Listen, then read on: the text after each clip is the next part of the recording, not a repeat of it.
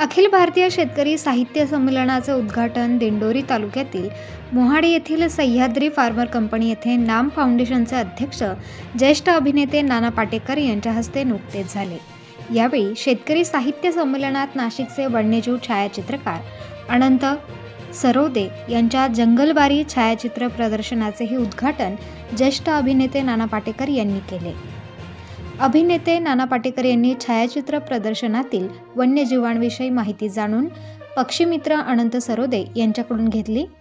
नाशिकचे सुप्रसिद्ध वन्यजीव छायाचित्रकार अनंत सरोदे यांचे आतापर्यंत कुसुमाग्रज स्मारक, पिंपळगाव कन्या विद्यालय, किर्लोस्कर वसुंधरा महोत्सव Nashik, Bhonsala military college, IMRT college या ठिकाणी भरवलेल्या जंगलवारी छायाचित्र प्रदर्शनाला उत्स्फूर्त प्रतिसाद लाभला होता।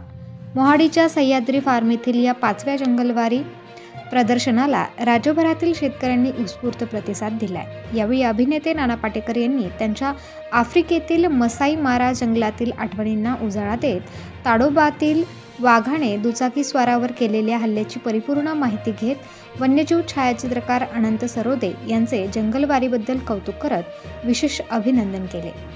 यावेळी त्यांच्या समवेत सह्याद्री फार्मचे संस्थापक अध्यक्ष विलास शिंदे उपस्थित होते।